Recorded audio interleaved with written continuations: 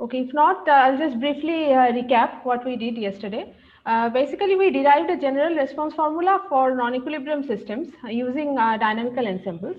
And we saw how we can write it as a sum of two terms, each of which has a definitive time reversal symmetry or anti-symmetry for that matter.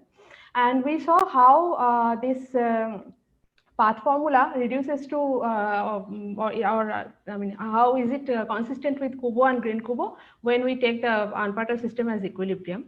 And we saw some specific examples of jump processes like random walk and boundary driven SEP. So today we will see some examples of a different kind, diffusion processes. So just a second. Our system is a single particle or many particles diffusing in potential. The time evolution is governed by Langevin equation or a set of Langevin equations, which can be overdamped or underdamped. And we are looking for response to external force. So the general formalism remains exactly same. The question is how we can compute the path probability. Excuse me for a moment. Yes. So the question is how we can compute the path probability and action in for such processes. So let's take the simplest example of an overdamped particle, just one particle moving in contact with the thermal bath of temperature T. So we want to keep it out of equilibrium. So what we can do is that take it in a higher dimension and take it in contact with some non-conservative force. So this Fx is some non-conservative force which cannot be written as the gradient of a potential. And I mean, in 1D we cannot simply write that. So that's why I'm just talking about higher dimension. And this eta t term, as before, is a noise from the bath. And then this epsilon hs grad v, that is our perturbation. So what we want to do is we want to write the trajectory weight for such a process. So what is the trajectory here? Trajectory is just the position sequence. So xs during some time window 0 to t. So because this is a Markov process, as before, we can write it as products of just delta x. So maybe I can already switch to. So now I guess when you say in 1D you cannot write, you mean on the infinite line. On the ring, Yes, you yes. can. On the ring we can. On the ring we can. Yes.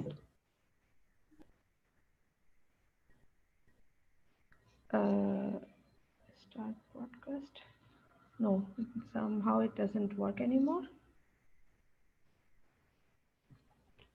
You don't see the screen, right? The iPad screen? No, madam. I think you are sharing your desktop. So here I need to stop share. Yeah, Okay. you need to stop and start sharing in iPad. Okay. Yeah, now we can see Yes, that. yes. Okay, then I also cannot see the other equation. So we have a process which is IT. So can you all read it? Yes. Yes. Okay. Yes. So the trajectory is something in the continuous space.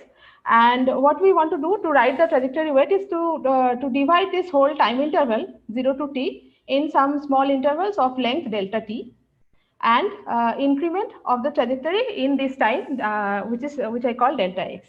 So our time is now divided into n small pieces. So this is simply n times delta t, and we have delta xi, which is the increment in a time interval I.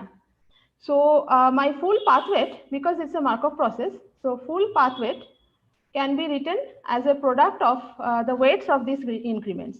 So P delta T in delta X I is 1 to n. Okay. So this is how we are going to do it. So how to write this P of delta Xi. So now we want to discretize this equation, what we had above. So delta X, we can write it as mu Fx delta T plus a term which is proportional to square root of dt. So is there anyone who doesn't know how to do this? Then I'll explain why we have this square root delta t. Should I assume everyone does, or Abhishek? Should I? I guess So maybe.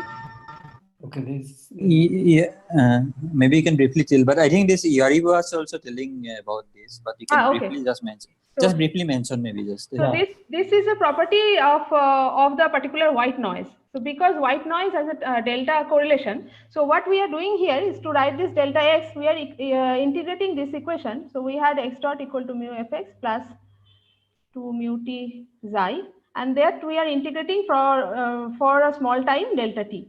Okay. So for the first time, for the first term, it simply is f at x naught times delta t. For the second term, so because xi we know is a Gaussian white noise, so we know that the integral itself is a Gaussian, it's a Gaussian distributed random variable. And so this we have to integrate for a small time delta t. And if we calculate the variance of this, then we will see that the variance actually goes as delta t, just because xi is delta correlated. So this goes as delta t. So we can replace this whole term by a Gaussian noise with variance 1 and mean 0, and simply like this. Okay. So this is how we discretize this equation. Probably most of you are familiar already. So we have finally this discrete version.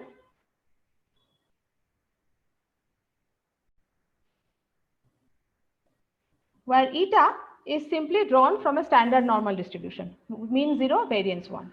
So we want to write probability of such an increment. So to write that, we have to, the only stochastic variable here is eta, and P of eta, as I said, is, so I'll ignore all the normalization constants. So it is simply proportional to exponential minus eta square by 2. It's a Gaussian variable. So to write P of delta x, we need to express eta in terms of delta x. So we can just do it from the above equation. So we have delta x minus mu fx delta t over square root of 2 mu t delta t, which is equal to eta.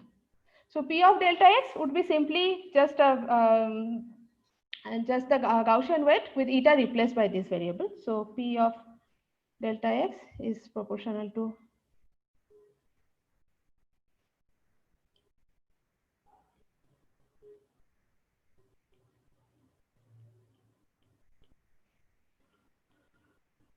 So is it clear how we are writing this? So I'm afraid I've already lost. No, it is clear. Okay, very good. Okay, so this is the probability of a small increment delta x. Now to write the full path probability, I just have to take product over the full times over all delta t's. So this will be simply product of p delta x I write as ith segment. So this is then proportional to exponential minus half sum over I equal to 1 to n delta x minus mu delta t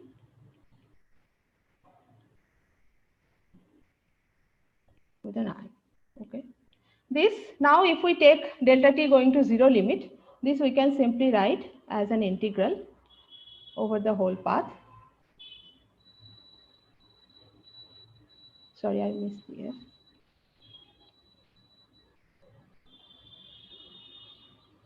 Okay. So this is the full path weight of a certain trajectory xs. So now I'll go back to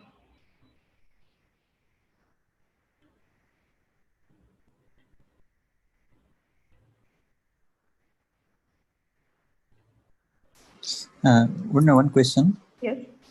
So you will not be worried about this term coming from the Jacobian, is it? No, not yet. I mean, for now, so Jacobian is just a constant prefactor which depends on temperature now, right? Because it's so no, but if you do the Stratanovich, then there will be another. No, no. So this equation, the equation of motion we write physically, it's always Ito. Okay. Right? Because that's how, physical interpretation. So it's a Markov process. So the increment at time t looks at only the value of position and noise at time t. Stratanovich would come come later, but it would come from a different source. We'll see. For Okay. now, everything is Ito. The Okay. equation is for a Markov process. So Okay. now we have written this pathway. So this is basically exactly what I wrote now. We have the full pathway proportional to some exponential of integral. So this we can immediately identify as something like an action. But to precisely write the action, we also need to know what is the reference process. So for that, I just choose pure diffusion. So for pure diffusion, this pathway is simply for f equal to 0. So we just have this x dot square term. And now taking the logarithm of p omega and p naught omega, I have this action. So in this action, now there are two terms, this dxs, fxs, and fx whole square. So what I did is that, so if you remember, so initially here in the Perturb system, we have two terms. One is the non-conservative force that's already there in the unperturbed system, and then one term which is a potential perturbation proportional to epsilon. So while writing this action, I just wrote the joint, the sum of these two terms as capital F, just for notational simplicity. So this is my capital F. So I'm just deriving the action for the full perturbed process, and then I'll just subtract the unperturbed one from just putting epsilon equal to 0. So this is what I have done now. I have done the action of the perturbed process in terms of integrals of f and f square. We have this factor b, beta and beta mu in these two terms, and f has epsilon in it. Now what we want is that we want the excess action with respect to epsilon. So this f is linear in epsilon. So from that we get this term, just grad v, because if we take del del epsilon, f, the first term drops off, we just have the second term. So this is here, and this term just gives me the correlation, so the cross term between small f and grad v. That's what we have. So we are taking a derivative with respect to epsilon and putting epsilon equal to 0. Okay. So now these integrals are stochastic integrals. They are not like ordinary Riemannian integrals because x itself is fluctuating. So we now have to identify what is the time symmetric and what is the time antisymmetric term in it. So if we look at the second term, this clearly is symmetric because it doesn't matter, it's an integral over time. It doesn't matter which way I go, the value of xs and grad v at xs, doesn't matter which way I go, this integral is symmetric under time reversal. But this first term is actually not. So let's see how to separate this into time symmetric and antisymmetric terms. So yeah, so one more thing I just forgot to mention. So to see the time reversal symmetry, we already said yesterday, so the reverse path, reverse trajectory has to be defined with the protocol also reversed. So when we are reversing the trajectory, this protocol, perturbing protocol HS, so theta operating on HS is HT minus S. That's, that's by definition. That's how we are defining our time reverse process. So then you can easily see that this integral, if we want to write in terms of t minus s, this term, this term, this term are all symmetric. But this term, we'll see that this is not. So this integral, this first integral is called an Ito integral, as Sanjeev was mentioning. So this Ito integral, the way we write is, it's best to write explicitly. Okay, so we have one integral which is dxs, some arbitrary function of time hs, grad v xs. Okay, this is like some dxs gxs. So for notational simplicity, I am simply denoting this whatever integrand as gxs. It doesn't matter, just for notational simplicity. So this in the discrete notation is simply sum over I equal to 1 to n. 1 to n minus 1 actually. So delta x I plus 1 minus, sorry, not delta. So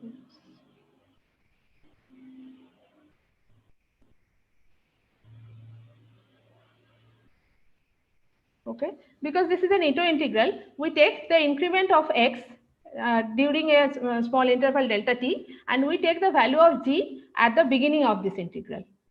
beginning of this interval. That's how we define this this Ito integral. Now, to see the time reversibility, let's just take one small interval. We look at this over just a delta t.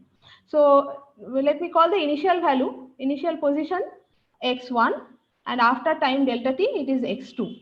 So x2 is x1 plus delta x, which we know how to write.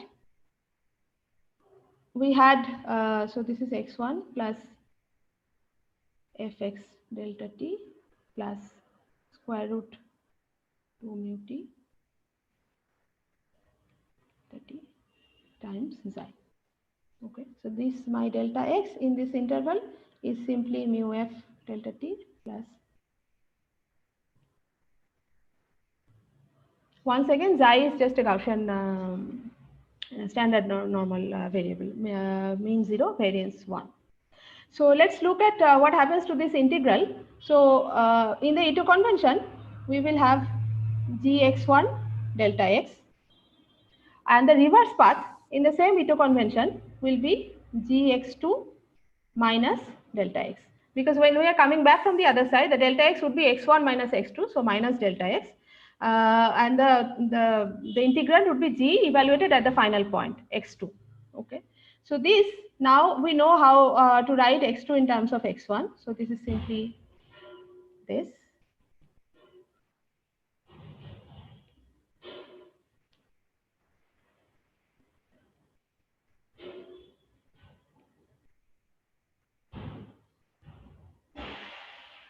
Okay, so I just expanded this function g in treating delta x as a small parameter.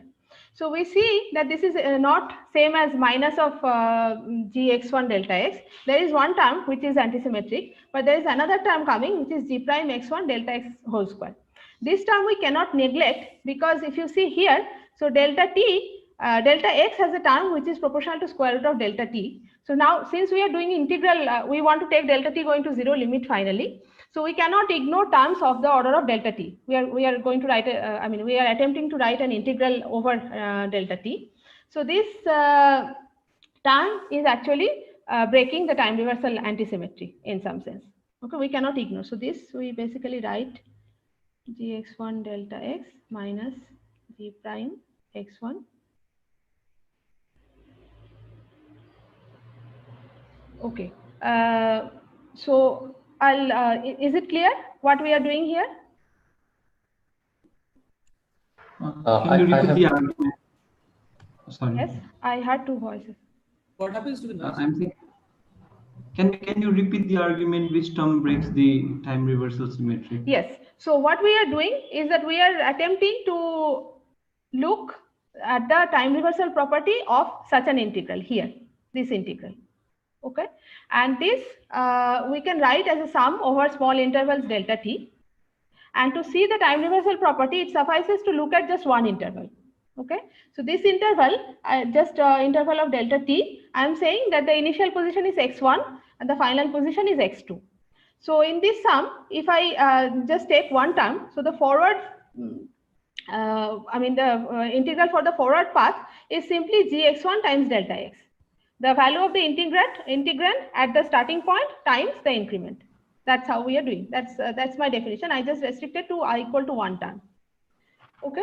On the other hand, if we try to evaluate the same integral from the reverse direction, so that would mean that I take the value at the final point, at the second point, so gx2 times delta x.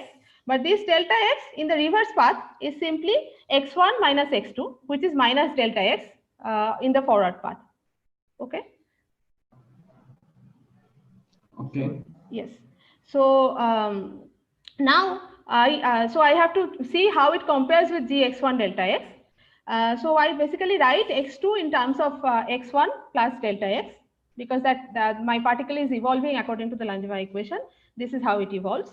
And then I expand g around x1. Okay, this is the this is what I'm doing around x1. So first term is simply gx1 delta x as we had in the forward direction.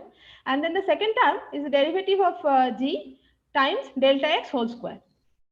So normally if delta x was proportional to delta t, this term we could have ignored, because this is delta t square order and we don't need to care about that. It's a smaller order correction. When we take delta t going to 0 limit, this is going to be much smaller compared to delta t term. But here we know that in delta x there is one term which goes as square root of delta t in this equation here. So it's square root of delta t. So delta x square actually is proportional to delta t. So while taking yes. Yeah. Yes. So while taking an integral limit, so we are keeping the terms of the order of delta t. We have to keep the terms of the order of delta t, right? But delta x is of the order of under root delta x, right? So isn't the second term that breaks time reversal symmetry still subletting? No, because in delta x we also have a delta t term here. Oh, okay, yeah. I got it. We are keeping up to term delta t. So the second term actually breaks time reversal antisymmetry. Okay. So now just a comment. Yes. Yeah, I think one can also show that basically the delta x square becomes a delta function about this 2 mu t delta t. Basically, the variance of delta x square goes to 0. I think. Variance of delta x square. Delta x square. If you consider delta x square as a random variable. Okay. Then the mean of delta x square is 2 mu t delta t, and the higher order moment, higher order. Yeah, so this is, I mean, this is the square integrable thing, right? That's what, yeah. That's how stochastic integrals are defined, yes.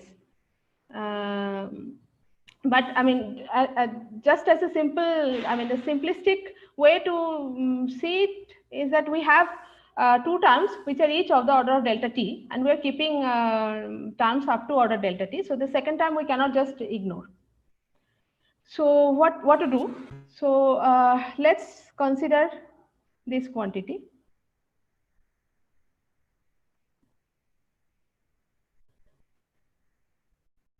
Okay, so let's just consider it for a moment. What is this? This is the value of the integrand at the midpoint of the initial position and second the final position times delta x. This we can expand again.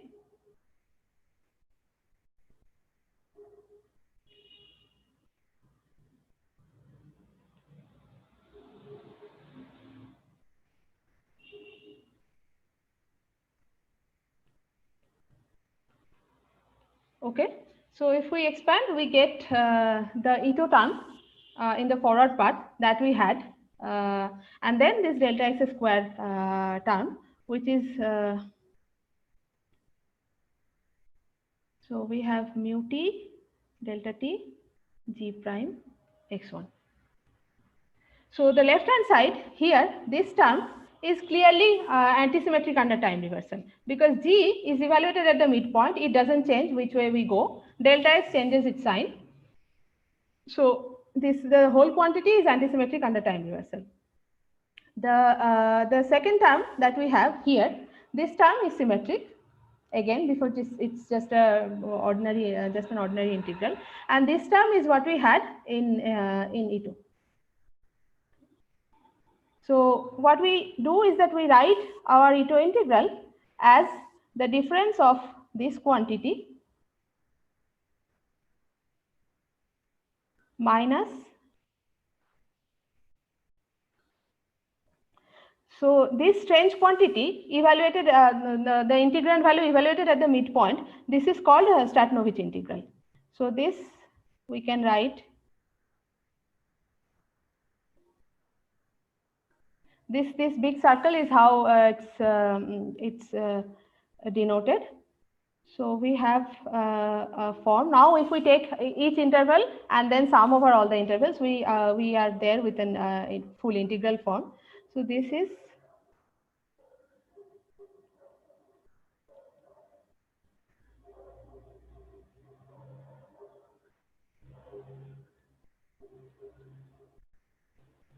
So this is the relation between Stratonovich and Ito integral. So we now have what we wanted to have. We have split the Ito integral in terms of two quantities which have clearly defined properties under time reversal. So we will use this. Yes. Integral with dot is the it denotes the Ito integral. Right? What? This term. This is the Ito integral. Integral. This is That's the Ito the integral. Ito or Strat. This is Ito. So this is the relation between Ito and Stratonovich. So the left hand side, this term is the Stratonovich integral. Stratonovich means evaluated at the midpoint. At the midpoint, yes. So the integral value. This sign should be plus, I think. Sorry, what? Then the relation should be Stratonovich equal to Ito plus. Yes. Yes. Okay. Yes. Yes. So this is the form we have. So Stratonovich is equal to Ito integral plus term which contains the derivative of the integrand. So this we can now. Let me see. Nandi, just a minor question. This, Yes. if this is an overdamped thing, so if we are supposedly doing something underdamped, Yes. then this integral would contain something. I mean, some dV thing also, right? Yes. And then this should this antisymmetric property of the Stratonovich integral still hold? I don't think it will hold.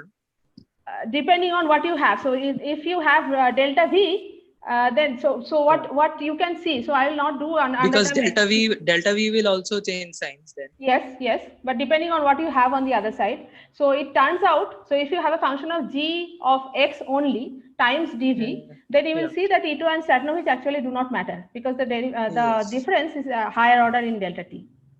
Okay. That you can see, but that's fairly straightforward. So I'll not do it explicitly. What I'm saying, underdamped is a more tricky thing. Sorry, overdamped is a more tricky thing. In underdamped, you don't run into this trouble. Okay, so we just saw how to identify the time reversal property of various terms. So this term, so can you see my screen now? Yeah. Yes, ma'am. Yes, we can see. Yes. We can see. Okay, so this term we have now separated in terms of a Stratonovich integral and a time symmetric term. So the integrand had grad v, which I was calling g. So here it becomes Laplacian of v. Okay, so now we are ready to write the excess entropy and excess frenzy. So excess entropy is simply the Stratonovich term, so this, if you see this, you can easily identify as the work done by the perturbing force on the particle. So this is the force acting on the particle times displacement integrated over the full time window 0 to t, and it also has the desirable property that work along the forward path should be minus work along the backward path. So the time symmetry is consistent with whatever we know physically from mechanics even. And then if we do this integral, so Stratonovich integral has this good property that you can use ordinary Riemannian integral formula to evaluate this.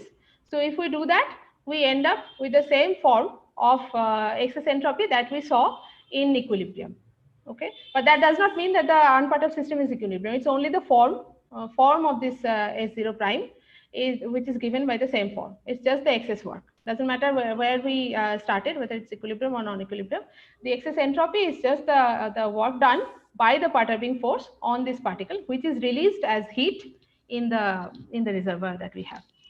On the other hand, excess frenzy has weird terms. We have this Laplacian of V, and we have this non-conservative force f small f appearing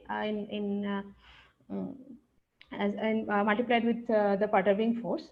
And here what we see is that, so now if we want to write the response of any arbitrary observable, we will have both this term S prime and D prime. So this term is fine. This term is what we are familiar with from equilibrium. And once we know the perturbing protocol only, we can predict this term. But here we have this mu and D, which are the details of the medium also in some way, right? Because mu is the friction coefficient. So the response in non-equilibrium actually becomes dependent on the medium in some way.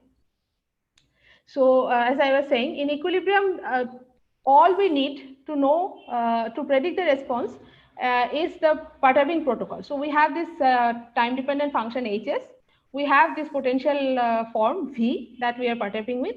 And once we know that, we can predict the response. But in non-equilibrium, it actually matters what kind of medium the particle is in. So if the particle is moving in an oil medium or in water, so the viscosity of the medium, which is coming through the friction gamma, that will be different, and the linear response would be different. This is not true in equilibrium. Okay, not explicitly true in equilibrium. So same perturbation, which are equivalent thermodynamically, would result in different response in non-equilibrium. So yes, I'll pause for 2 minutes and if there are any questions.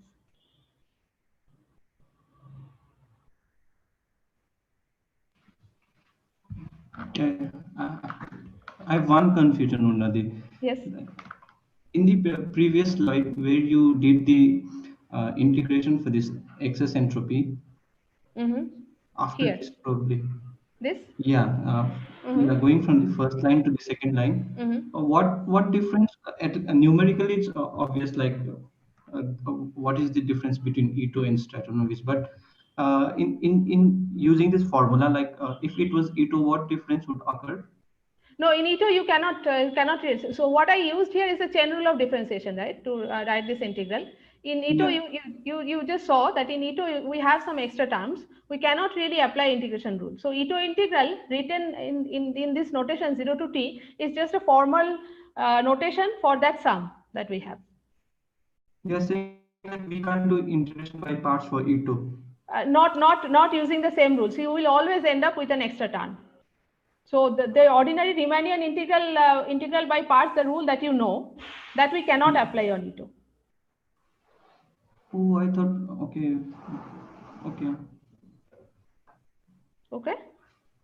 Yeah, I thought those rules apply to E2 only and not to Stratonovich. No.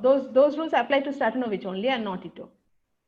Okay. It's the other way. Those rules apply. So so if you just, just following the same line of things that we did, you can just explicitly derive. Suppose you are integrating the derivative of a function. So in Stratonovich, it will be really the difference of the final value and the initial value. In E2, you will end up with an extra term. Okay. It's essentially the same relation between E2 and Stratonovich that we have. There is an extra term, and that term comes. Okay, thank you. Okay. Any other questions? So I'll just again summarize what we did, forgetting about the mathematical details. What we did was we were looking at the response of one particle in contact with a thermal bath, but also in the presence of some non-conservative force field, which drives the system out of equilibrium. Now we are adding an extra potential, an extra force, and we want to see how various observables like position or some function of position, how that responds to this external drive, a small drive with proportional to epsilon, with some possibly time dependent amplitude. So what we did is we wrote the path weight of the trajectory in presence of this non-conservative force. And using the formalism that we learned yesterday and day before, we just wrote an action for this path weight. And then, so we could have stopped here, okay? So we saw that the response is actually nothing but correlation of the excess action with the observable. So if we are just writing a correlation of the observable with this excess action that we have here, then also mathematically we would be correct. There is no problem. This is the work of predicting response is done here. But what we want is that we wanted something more. We wanted also some physical interpretations of different terms in terms of thermodynamic quantities.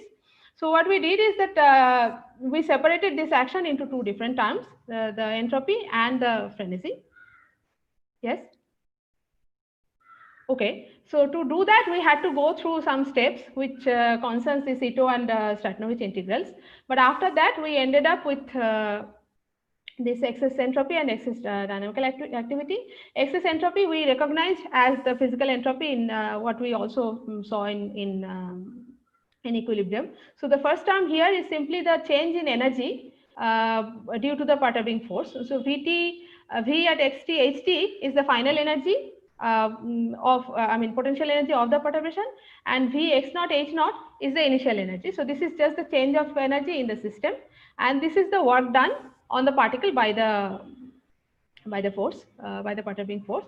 So this energy and work clubbed together with the proper signs, that gives us heat, and then beta times heat gives us the entropy.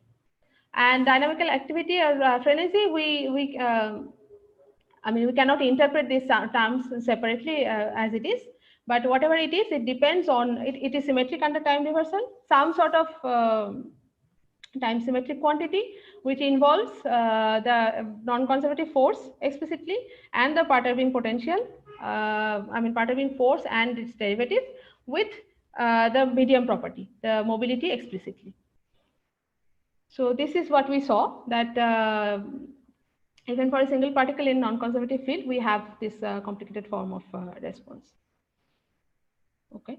So now I'll go to a second example, which somebody also asked yesterday, that if we can apply this formalism for active particles like run-on-tumble particles. Okay. So run-on-tumble particles, maybe most of you are familiar with. So these are overdamped particles with some internal degree of freedom, which dictates in which direction it will the particle will try to move. So this internal orientation or spin, sometimes it's called, let's call it sigma, which can take two values, plus minus 1. So we are talking about a 1D particle, which is overdamped, so we don't have any acceleration term. And it is, again, the full system is in some thermal bath at temperature T, and we will also add a perturbation. So the Langevin equation is x dot equal to V naught sigma T. Sigma T is my spin. The spin dynamics, I'll come to it later. V naught is some amplitude of this spin. So at first we see that if we put this V naught equal to 0, then we simply have a pure diffusion, and we also have a constant perturbation. So this is like a constant force acting on the active particle. Now let's talk about the dynamics of this spin. So we take a very simple dynamics where the spin just reverses its sign with some rate alpha. Okay, so this sigma is a dynamical process. So the spin reverses with its own rate. It has its own clock. The spin doesn't look at the position at all, but the position evolves by looking at the current state of the spin. So now in this equation, we have two different sources of stochasticity.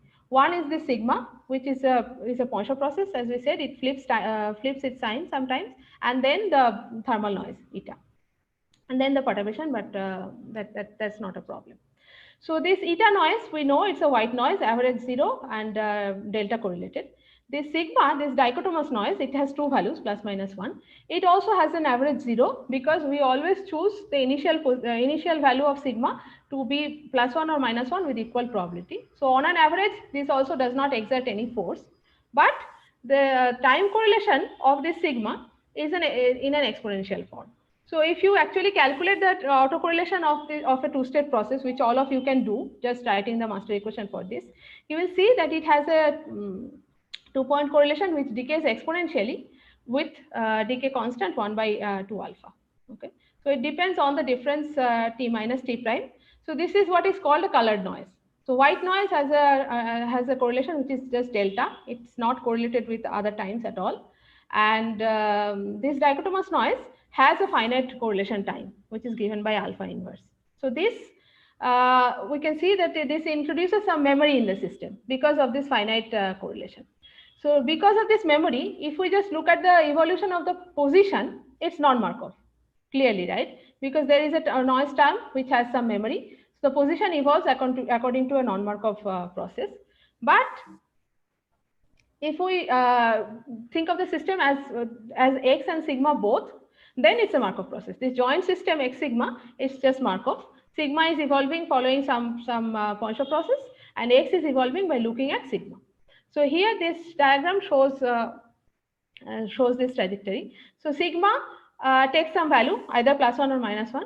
It starts from some initial value. It stays there for some time t0, let's say, and then it flips with rate alpha, and then it stays at the minus 1 value, and then again it flips, and so on and so forth.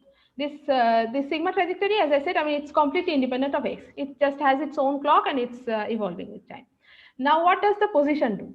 What it does is that it looks at the sigma value and then evolves with some velocity. So here, so when sigma is +1, it is evolving with x dot equal to v naught plus the other terms, and when sigma is equal to -1, it has the other value. So on an average, when sigma is positive, x is increasing, and when sigma is negative, x is decreasing. But there is noise coming from the thermal noise coming from eta.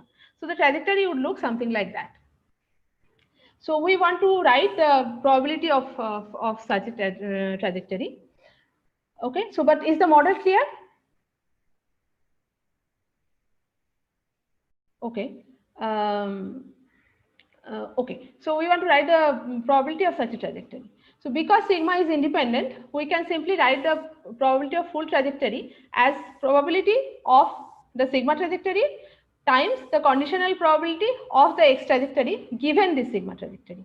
So I am using p for to denote all the probabilities. These are not same functions. This p just means probability. So probability of this given sigma trajectory, let's say, and given this sigma, how x moves, that probability is here, this conditional probability, that gives us the probability of the full trajectory, full x sigma trajectory. Now sigma trajectory, as we said, is just a two-stage jump process. So we have some values of sigma which are just +1 and -1, and the waiting times t0, t1. So this we saw how to write the probability for. So it's I think day before yesterday. So we have the initial sigma 0. So we start with some probability rho sigma 0, which we take to be half. We start with equal probability of plus and minus, and then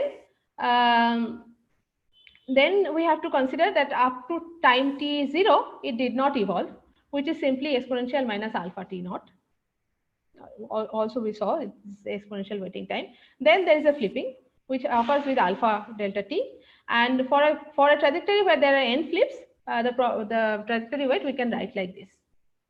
Okay, so this sum just gives me exponential minus alpha t, because sum of the all these times must give t, and then alpha to the power n is the probability that there are n jumps occurring.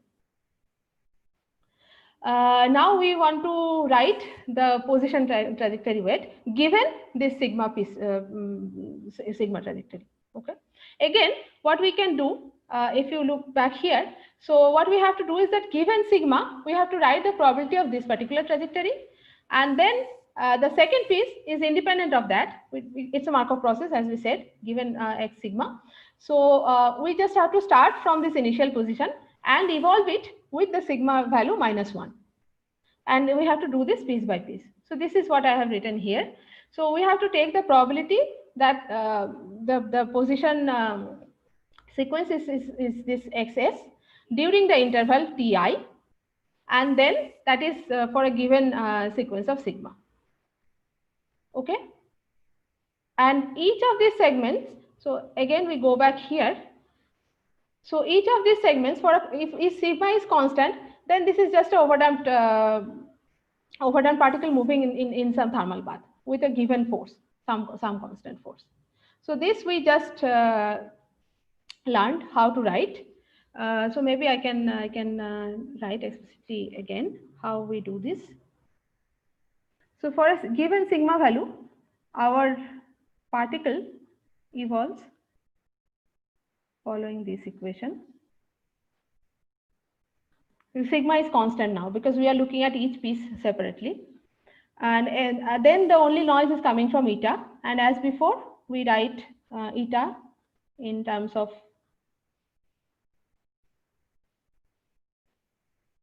something like this, and then the probability of this trajectory is as we were doing before, integral 0 to t .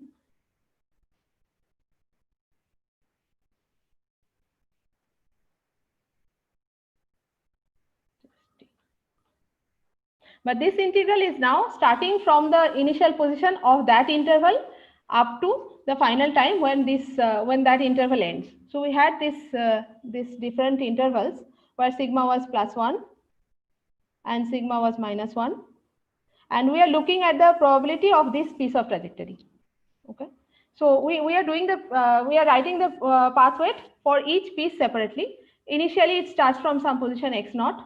After the first interval, it ends at some value x1, And then for the second part, it starts from this x1 and goes to some other value x2 and things like that. So the full probability again is just a product of such exponentials, and that basically gives us the, if we take product in exponential, it becomes sum. So we have integrals from 0 to t1, t1 to t2, t2 to t3, and then we have full integral from 0 to final time t. Now this sigma s is the full trajectory.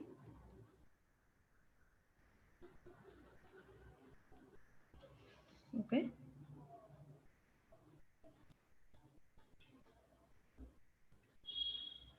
So this is what I have written here.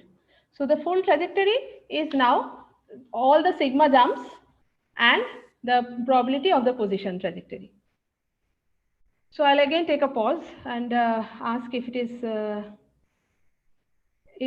at least if the procedure is clear, how we are writing the trajectory.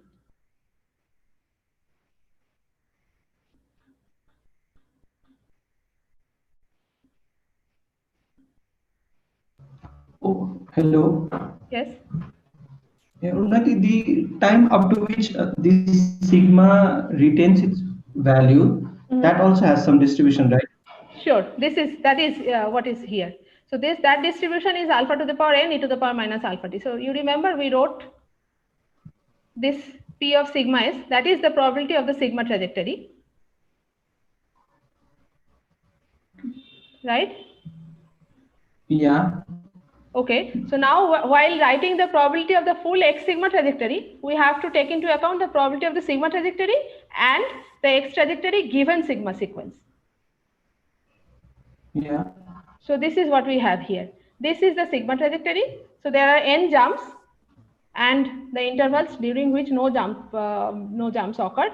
So that is exponential minus alpha t, and jumps are alpha to the power n. So this is my probability of the given sigma trajectory, and then given this particular trajectory, we have this exponential weight. Okay. Okay. Do you still have some confusion? No, is it because alpha n appears as a like common prefactor, that's why you haven't summed over n? Yes. Yes. So I am considering a trajectory where there are n jumps. So we are writing probability for each trajectory, right? This n can of course be anything. So if we want to sum over p omega, then of course we also have to sum over n. But that we never do, right? So we write the full probability and then we compare it with some reference process which has the same trajectory. Okay. Right. So that we'll see. So for now, I'm just writing the probability of a sigma trajectory conjugated with the position trajectory, and this is for just a given number of jumps and given interval of weighting.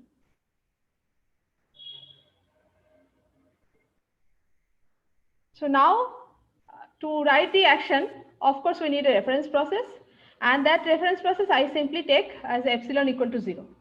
So the trajectory weight can be obtained just by putting epsilon equal to 0. So again, the trajectory is exactly the same sequence of sigma, same evolution of the particle position. So this thing that we are drawing. So we have this fixed trajectory, and we are asking the probability of this trajectory in when epsilon is non-zero and when epsilon is equal to 0. So when epsilon is non-zero, this is what it was. We wrote the equation here, and when epsilon is equal to 0, we can simply put epsilon 0 here, and then this is our reference. Weight of this particular trajectory in the reference process, and then we see if we divide all the information about the jumps of sigma, that actually goes away because it's the same. It doesn't appear. It doesn't appear in the action at all. So that's why I was careless about putting extra factors, etc. We have just put proportionality sign. We have not normalized, but this factor actually cancels totally. So we are left with only this exponential thing, and we can immediately identify the action.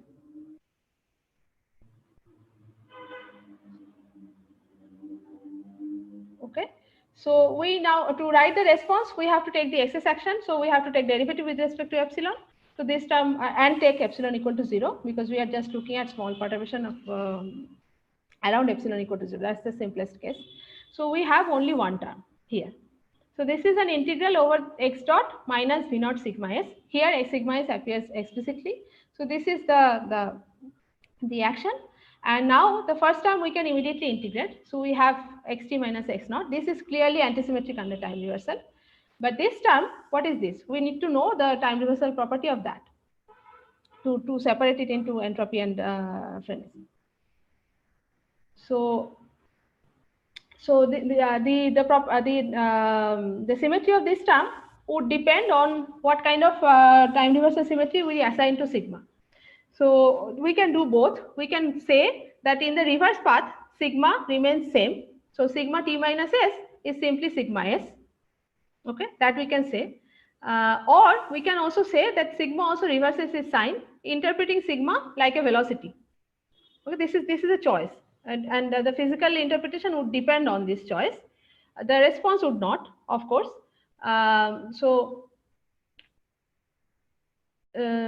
Yeah. So if let's first see what happens if we say that sigma is sigma t minus s in the reverse path is simply sigma s. We are not doing anything extra. It's just the sigma remains same when we trace the path back. Then here we have the action. So this part is antisymmetric. This would simply become symmetric. So we have our entropy and frenzy terms separately. Frenzy depends on sigma explicitly. Entropy is simply just a change in the position. On the other hand, if we use the other interpretation, if we claim that sigma also reverses its sign under time reversion, then the whole action is actually antisymmetric. So then there is no excess frenzy. We just have excess entropy, which is given by this full term. And of course, as we know, I mean, the response should not depend on what kind of interpretation we do. The response of, let's say, the displacement of how much the particle has moved during this time t, this is xt minus x0, in presence of epsilon is proportional to epsilon, and this is the correlation of the action with the observable. So it's only the interpretation of these two terms. So the first term is like the variance of this displacement. This is the known Kubo-like term. The second term is the correlation of sigma with this displacement. This we can call frenetic or entropic, depending on how we interpret sigma. But irrespective of that, this is our response. Okay. And so we also see that if we take V naught equal to 0, which means the original dynamics is equilibrium, and then this response formula again reduces to what we knew from equilibrium. Position change is just given by the variance of position displacement in the unperturbed system. Okay, so from here, let's take an explicit, yes? I have two short questions. Yes. One is T over there is the ambient temperature. Yes. So it seems that for T goes to 0, I mean, without an ambient temperature, correct. Things, that is correct. Okay. Yeah. I'm very happy that you noticed that. So if you actually put T equal to 0, so remember we had a condition that this dynamical ensemble whole formalism works only when the perturbed and unperturbed processes are in the same path space. Okay, so if when t is equal to 0 and let's take epsilon equal to 0, then this x is completely bounded by minus v0t to plus v0t. So the position x can never be outside minus v0t and plus v0t during a time interval t. Do you see that? Why that is? Yes. Okay. Now if we add epsilon, then of course this bound is not true anymore. The particle can actually go beyond this bound. Okay, it can go v naught t plus epsilon t. So there will be some trajectories in the perturbed system which was not there in the unperturbed system. So we cannot write the reference probability, excess action comparing with the unperturbed system. So this the whole formalism will actually break down. Is there any resolution for that?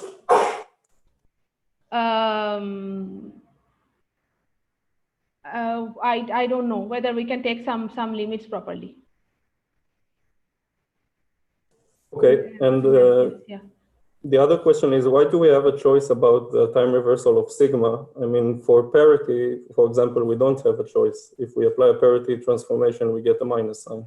So why for time reversal we do have a choice? Yes, but this again, I mean, this sigma is a so this sigma is a variable that we are, I mean, it's dynamics we have to give, right?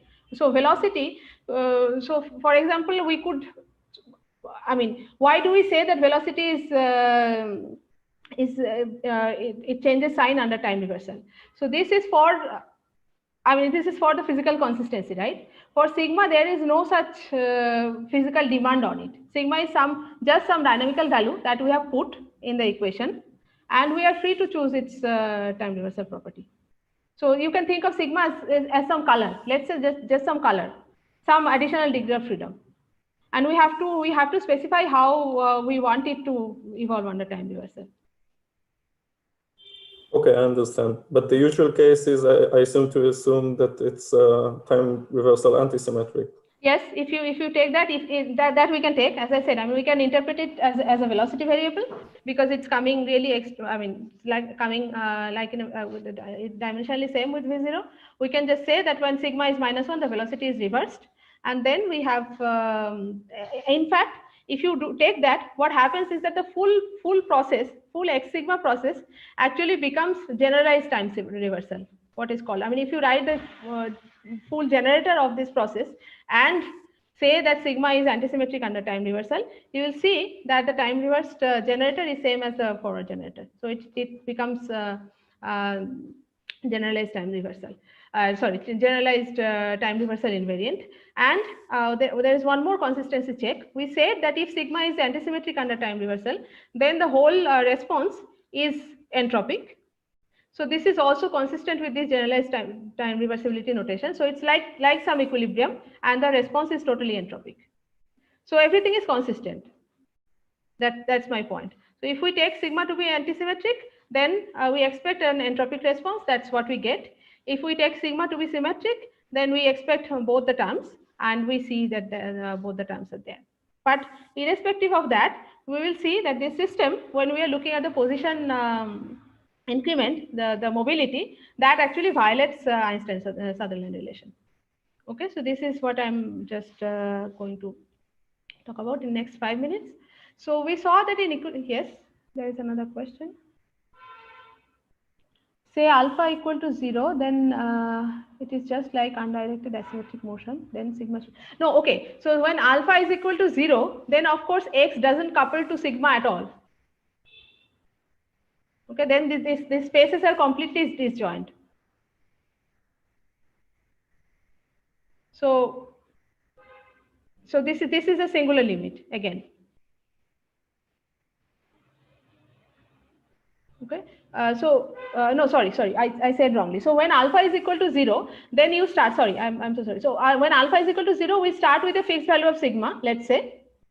Okay, so then sigma is simply like a constant force acting on the particle. So V naught sigma, initial value, whatever initial value, and that is just a constant force.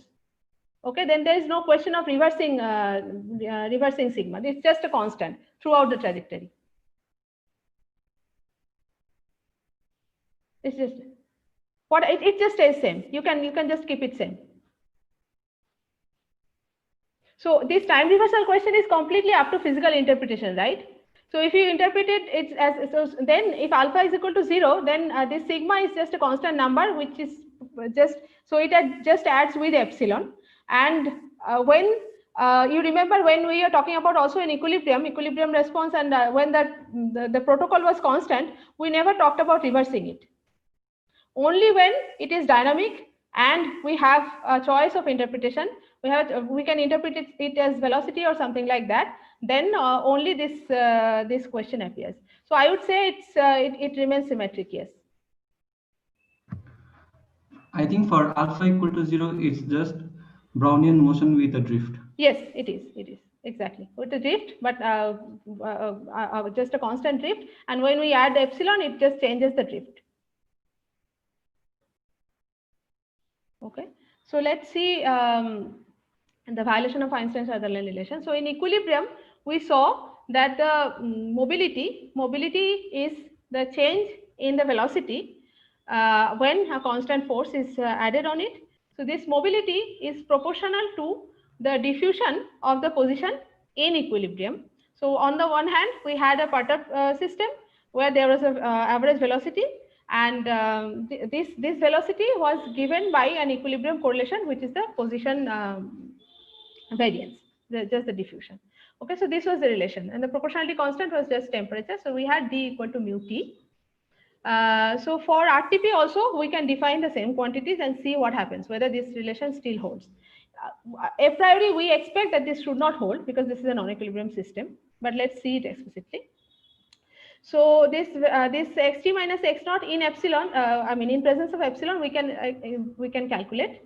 So from our equation of motion here, so we know that the average velocity, so a sigma average is 0, eta average is 0. So in presence of epsilon, we just have an average velocity which is epsilon, and that means our mu is simply 1.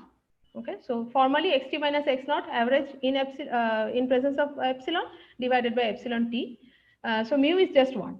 On the other hand, diffusion we can also calculate without, if you put epsilon equal to 0, you can write the formal solution, and it turns out, most of you probably already know, it turns out that we have an effective diffusion coming from the sigma. Okay, so this diffusion constant is T plus some V naught square divided by 2 alpha. This is coming from the activity, from the sigma process. This clearly is larger than mu T. Okay, because even when T equal to 0, there is some diffusion. So we have an explicit violation of Einstein-Sutherland relation. Okay, and this violation is of an additive nature. So we have the temperature plus some extra term, which is violating this equality. So what sometimes is done is that one can define some effective temperature enforcing the Kubo formula with a modified prefactor.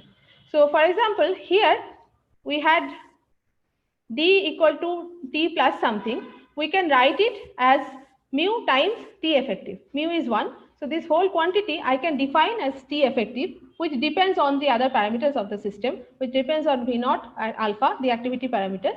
But we can, sometimes it is done that there is, it's said that the system is as if the system is in equilibrium with some effective temperature T effective, which depends on the other parameter. So this is it is one strategy which looks at always, which always tries to identify an effective temperature for a non-equilibrium system. Okay. But the question is that does the same temperature work for all observables? So let's see if we can understand this effective temperature business from the path integral formalism. So we just write our response formula around some non-equilibrium state. This 0 is some non-equilibrium state. We perturb with some small amplitude epsilon, and we look at the difference of some observable O. And this is the formula we had: excess entropy and excess dynamical activity correlated with the observable in the unperturbed state. So this we are trying to write it in terms of Kubo relation. So we just add half s prime and subtract half s prime. So the first term is simply the Kubo formula. We have seen it many times in different examples, and there is an extra term. So this again is the term which violates Kubo formula. It's an additive term, but we can forcefully write it as the Kubo term times something. We simply divide the next term by this factor s prime 0 OT, and we claim that this is giving me my effective temperature. So this s prime OT I can write as beta times this integral, just the Kubo formula. And then this factor is still hanging about, and we can call this, the whole thing, beta times this 1 minus complicated factor, we can call this as beta effective. Okay, this is just a mathematical identification. We are just saying that this is some beta effective, but how useful is that is of course not very clear, because first of all, this clearly would depend on the choice of the observable. Okay, and secondly, it would also depend on time, because these quantities are integral over time. Often what is done is that T is taken to infinity, and it is said that it's only in the Putter stationary state that we have such a description. But even then, it depends on the observable under consideration. So we can write an effective temperature, but it's not very useful, because if we cannot describe any thermodynamic properties of the system with the same effective temperature, how is it? Yes.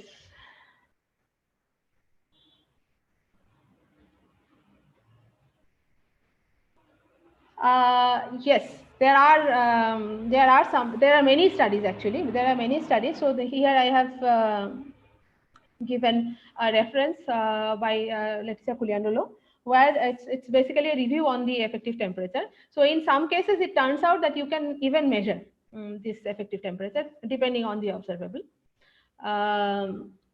But one point is that, so what we know that I mean, from the express formalism, we know that the correction to Kubo formula is actually additive. We have an extra term which is violating the Kubo formula, but the effective temperature is enforcing a multiplicative kind of correction. Obviously, it depends on the observable, but as Shayani was asking, in some cases it has been proved to be useful.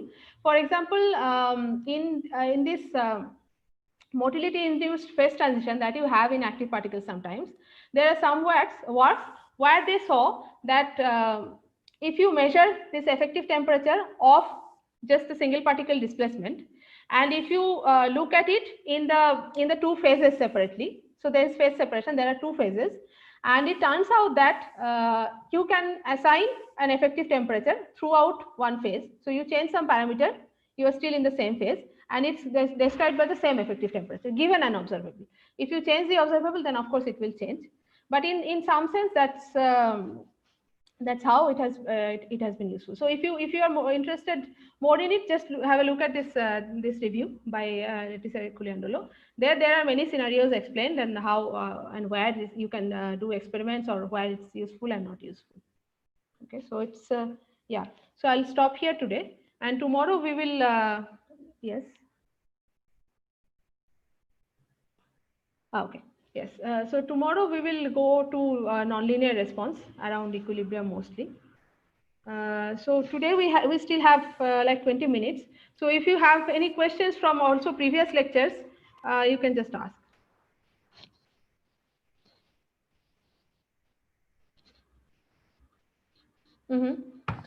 So, do you mean like effective temperature is same within the given phase or across the phases? Sorry, what? Can you repeat the question? So is the effective temperature same for given dense or dilute phase, or is it same between the phases? No, it's between the phases. So the dense phase has an effective temperature. The dilute phase has a different effective temperature, and these temperatures do not change when you change some parameter, but still stay within the same phase. Okay, so you have a phase diagram, right? You have a phase diagram. So some parameter you can vary, and you can be in the phase separated state. So what they have shown is that the two temperatures corresponding to the dense phase and dilute phase, they remain same. They are not equal to each other, but they just remain same when you vary some parameters. So this different temperature between phases, does it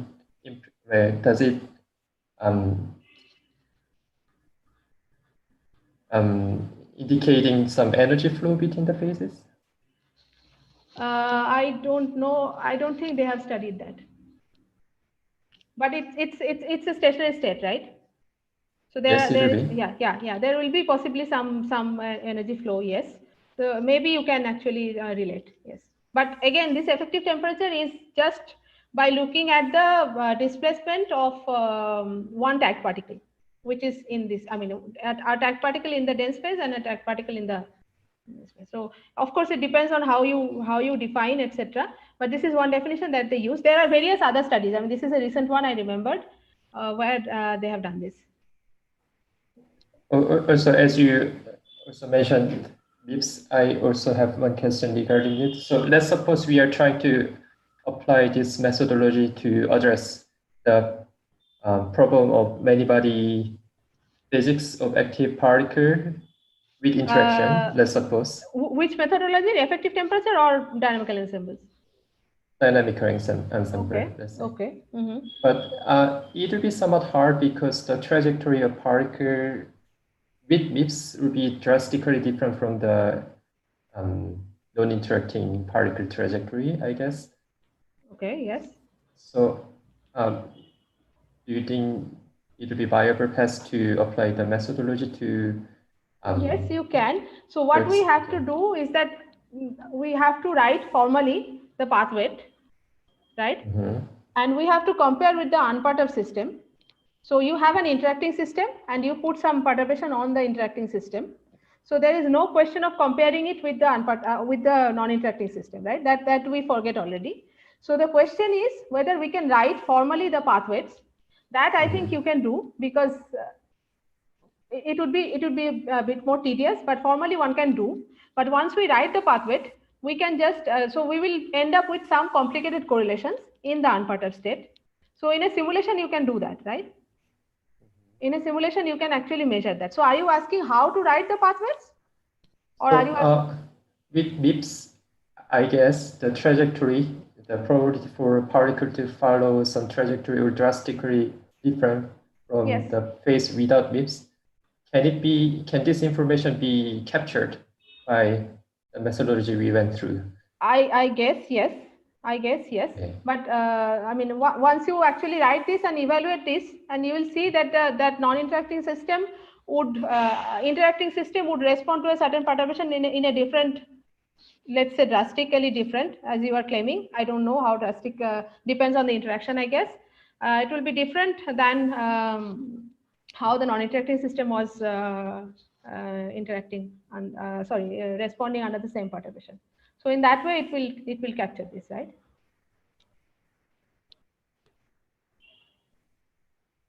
So for example, if we are looking at it at the tagged particle trajectory, so we are looking still at one particle, but it is interacting with many other particles. So the response of that particle under a constant force, let's say, would be very different than a single particle. No? That's what you were saying. Or maybe I didn't understand your question. Maybe I have to think more. So it'll be fine. Thank you. Okay. Okay.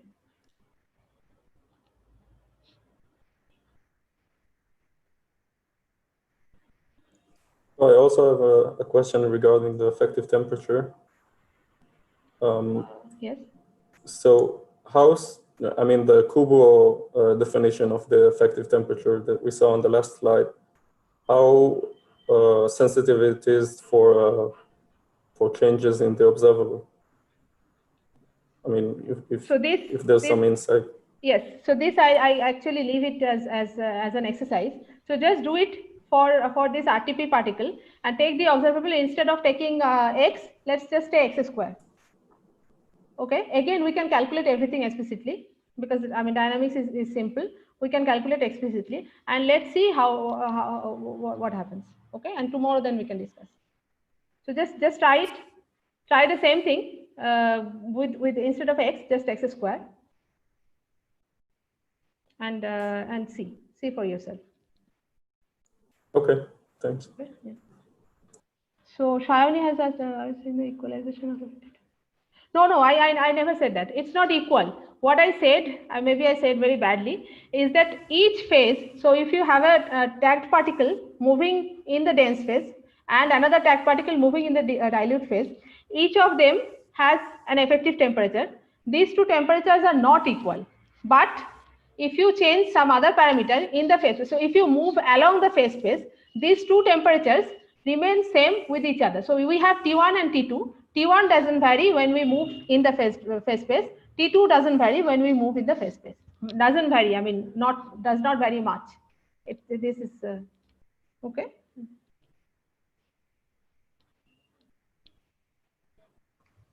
No, I sorry. yes, Prashant. Yeah, I think it's because motility parameters in these two different phases are very different. That's why the effective temperatures will be different. Very possibly, very possibly. I don't know exactly, but it's very possible. So that's exactly how they define, right? So okay, let me rephrase. So saying that the effective temperature is different is basically saying that the motility is different, because that's how they define the effective temperature. Just by enforcing the Einstein relation.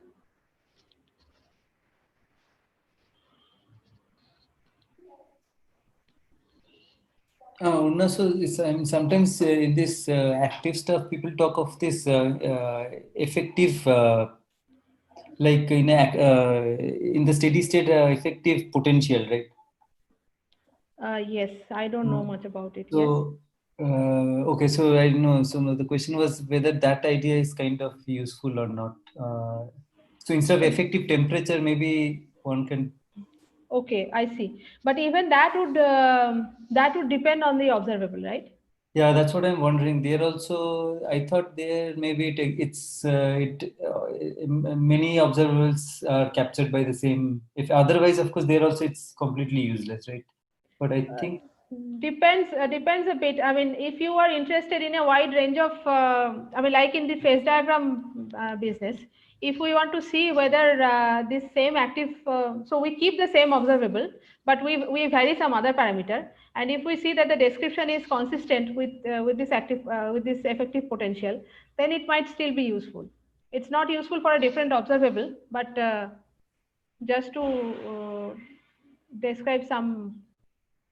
I mean, some other parameter variation. So, for example, I mean, again, I'm coming back to effective temperature, not effective potential. But for active Brownian particle, this effective temperature that we get from free particle is the same thing which appears in the stationary state under the harmonic trap.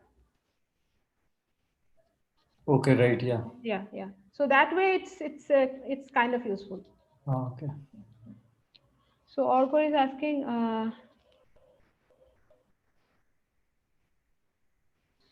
Yeah, yes, I guess so, yes. But we cannot do that using the dynamical ensemble formalism.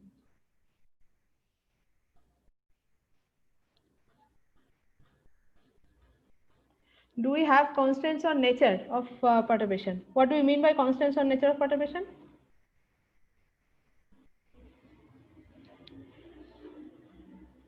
So you are just adding this V0 sigma term, right? You are just adding a time dependent force.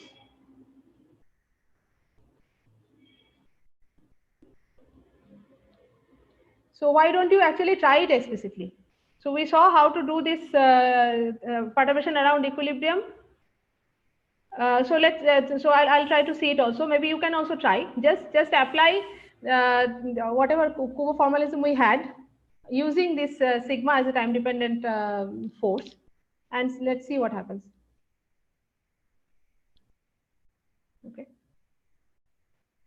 So here also we can calculate both sides. With perturbation we know exactly what happens. So we can see. But it's a perturbation around equilibrium after all. So I would guess that it still satisfies FDT as long as V0 is small.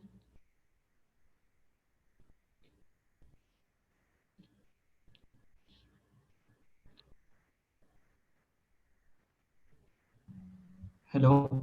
Yes. So, defining these active particles by effective temperature or by effective potential, that's not always true, right? What do you mean by not true? For example, for RTPs in confining potential, like Abhishek and others have this paper, like they don't get this steady state in a confining trap, just like equilibrium case. No, it's very different. No. So what I was saying is that I did not say it completely. So if you remember RTP in a confining potential, so there is a phase, I mean the shape transition. So in one case, in one limit, when the flipping rate is very large, then it actually looks like an equilibrium distribution. Like it's a Gaussian. Oh, okay. And okay. that Gaussian, that Gaussian. That Gaussian, the factor appearing in the I mean it's some exponential minus ax square. That a is the same T effective, which appears in the free particle case. That's what I meant. But that yes. Okay. Somebody else was saying something. One question, like without temperature we can't do anything. Without temperature, we cannot apply, at least not in a straightforward way. Whether there is any limiting procedure, this I don't know. but I mean, we cannot go. What do you mean we can't do anything? This path integral, at least it seems. Yes, that's what it seems. But I do not know whether there is any limiting. I think there are some papers on path integrals for colored noise, so those things can be helpful. Yes. Okay. Yes. Maybe I don't know them. They're. But I mean, remember, the problem is not writing the path probability. The problem is to compare unperturbed and perturbed in the same measure. That's the problem. So even when there is no temperature, we can of course write the path weight of the RTP. That's fine. Colored noise paths we know how to write. We can write. I mean, instead of this exponential, instead of the Gaussian weight, we'll just have delta function. So each time the particle will deterministically move given value of sigma. But the problem is once we put the perturbation, the path space actually expands and we cannot compare. Oh. Okay, I got it. Okay. If we take the long time limit though, I mean, sigma could be approximated as a white noise. So maybe there we can do something. Yes, sigma could be approximated as a white noise. Indeed, yes. Maybe then we can do some. So if we okay, once we put that approximation, then it's not different than a diffusion, right? Once we are actually putting that approximation, then everything is fine. Except that there are some deviations at the tails. Probably the large deviations are different. But if you replace that sigma by an effective white noise already on the level of equation, then of course you are done. You just have a different temperature bath. Instead of some T, you have V0 square by 2 alpha or square root of that. Not square root, of course. Yeah. So even for small perturbation, the phase space will change drastically, and we can't compare the two things. Drastically, it will change. So the mathematical condition for this comparison is that the two measures remain. It's called, I think, absolutely continuous with respect to each other. So this radon-Nicodim derivative that we are writing, that we cannot write. So if we can write the phase space in some perturbative way, this I don't know. This I don't know. I don't think the effect is that singular, so maybe one. Okay. No, you can probably derive some perturbation form without T. I mean, here of course you have the full equation, so we can try writing a perturbation on the equation level. That is fine. That we can do, right? So if we just treat this equation of motion, so we had this equation of motion. Or if we do this, like rather than applying one force kind of perturbation, if we slightly change this thing rate, then yes. If we can ensure that the perturbed and unperturbed process are in the same path space, then yes. Because then also like it will be x will be restricted between plus minus v naught t. Yes. If we can ensure that the perturbation doesn't take it outside this boundary, then again we should be able to do it. The forms might be a bit more complicated, but on the other hand, what you are asking is that even if we don't have eta t, so this equation we can try to solve perturbatively, right? That is not same as doing the dynamical ensemble scenario, but that should also give us results which are useful for simple potentials, etc. We can still do it. So for specific systems, we can in many cases do something, but that's different than applying a general formalism, right? Or interpreting what this stands for. So in that case, of course, we have to go system by system. That we can do. So for example, even Agarwal-Kubo, I mean, it's in a different node, but Agarwal-Kubo we also can apply to certain systems, right? We can get the response, but not in general. Okay. Thank you. Okay. Okay. So maybe we just stop now. Yeah, I guess so. It's time also. Yeah. Yeah. So thanks, and we meet tomorrow.